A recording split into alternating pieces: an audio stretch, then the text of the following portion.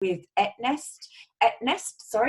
www.etnest.com, which is a really fantastic entrepreneurship ecosystem with a lot of resources and tools. And we just formed a relationship with them so we can work together collaboratively there to work with a lot of entrepreneurs looking to scale up globally. And then they have a lot of fantastic resources. So Johan, thank you so much for pointing that out. And we can share the information to the participants afterwards. But again, this is a case in point of terms of people sharing and sharing access to tools, resources, networks, and so forth. You know, we're happy to be a consolidator of that information to get that out as much as possible, but vice versa, send us the stuff that you want to get out to make people know about your business, because, you know, we want to hear good stories. We want positive stories. We want to bring people together. We can't do it in person, unfortunately, at the moment, but that doesn't stop us from doing it virtually. Okay, so interesting question here, Colin. So you mentioned about messaging and the importance of getting the right messaging tone right now. You gave some really good examples of maybe some celebrities that may not get it quite right because they're sitting in their quite nice homes, probably with their staff living with them, and it's a slightly different experience to people that might be stuck in very, very, very different circumstances and are also under some tough conditioning. So what's a good example, a question here that's coming is, what's a good example of a patronizing message so that everybody could potentially avoid that going forward? Sure. Well, I think the celebrity one is a fairly easy one to pick out. So let's say, for example, and without mentioning names, I'm Oprah Winfrey, and I am sitting in my mansion, in wherever it is my mansion happens to be, and I'm sitting next to my swimming pool with a long, tall drink in my hand, and I'm tweeting about how terrible it is that people are in lockdown, but how they really just need to suck it up and get on with it because this is for the benefit of the greater good. Not going to go down very well. The reality is that somebody who is completely out of touch with a family who might be living in a small apartment and climbing the walls because they're not allowed to go out and walk the dog really doesn't have an opinion on what that family is thinking or feeling or what they should be doing for the greater good. So I think in terms of getting the messaging right, stick to what you know, stick to what you understand, and do not presume to know what the market understands and knows. Stick to your side of the street and you should be safe. Don't preach, don't dictate, and don't talk down to anyone, because if you do that, you're going to be in a world of pain.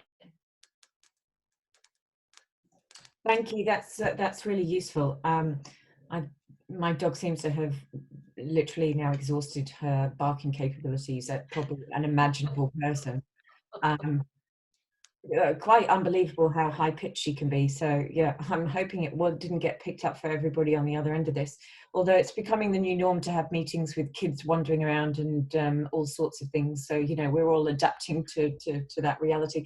Just very quickly, we referred to SEO, but for some people that might not be in the very digital marketing space, quick definition of what actually is SEO.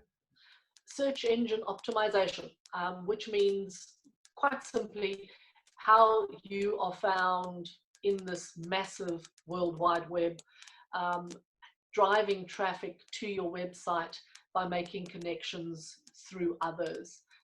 It's the way that people find you. And when we generally think of SEO, we think most commonly of Google, which is the largest of the search engines. But the reality is it's not just Google anymore. There are many others, including Bing, which is growing exponentially.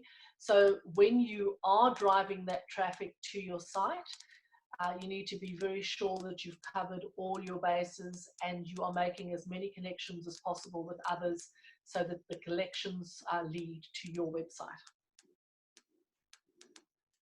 Fantastic, thank you. Probably time for one final question. Just a word on the chat line. Anyone else want to put any final questions in, please do so now. How do we communicate with our customers without annoying them? good one. There's a fine line between communicating and harassing. So, and again, you know, there's so much information out there at the moment. Every one of us, every time we go to the inbox, we're probably a little bit overwhelmed by just how much stuff is coming in, particularly from past service providers and people that we've bought things from. So yes, you have to be very careful of overloading your customer. And I think the only safe way of doing it is to be guided by your customer. If you are sending communications and your customers are starting communications, it's far better to err on the side of too little than too much. So you're going to have to find that sweet spot, and you're going to have to ask your customers. So I would suggest in the first instance, if you're starting to around this crisis, if you've changed your hours, for example, if you've changed the way you work, so it could take longer to respond to queries because your staff is working from home. If you want to communicate those health and safety measures to your customer base, push that out, but also have a rider saying, look, we're wanting to keep you informed of what we're doing. If we find, or if you find that we're sending you too many communications, please let us know.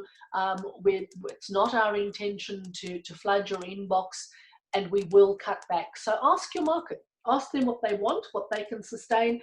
And as I say, if you've done nothing else, but you've sent stuff out and people are starting to unsubscribe, you know you've done the wrong thing and you've sent out too many, so scale back. Very, very good final comments there, Colin. So we're sort of coming up at the end of the hour, and I'd just would like to thank Collins for that really great presentation. There are our contact details. Reach out to us with the specific things if you've got any specific issue that you did not feel comfortable raising in this forum, but you would like to take it up with us independently. And we will try to find a suitable way in which we can work out how we can perhaps have a one-on-one call or work with you online.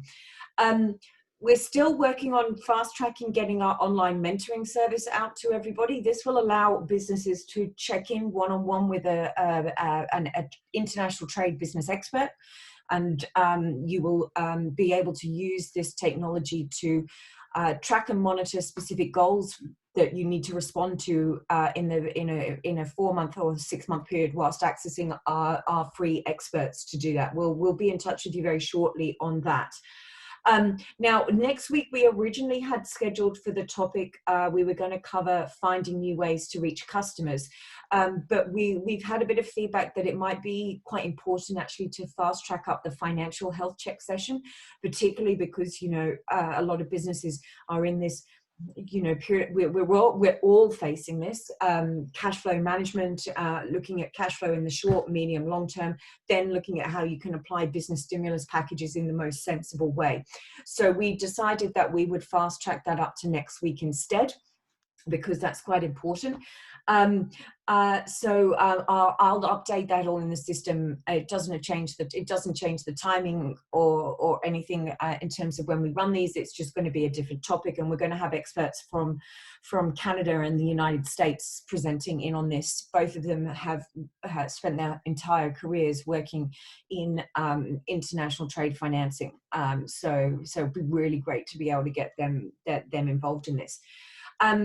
Obviously, we are coming up for those celebrating Easter. We have Easter this weekend, and then those of the Jewish faith have just gone into Passover.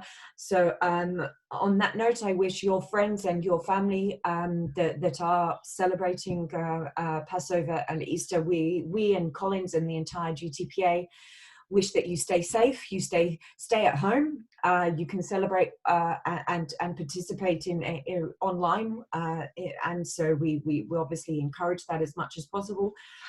Obviously, we're all looking at new ways in which we will be connecting with friends and family.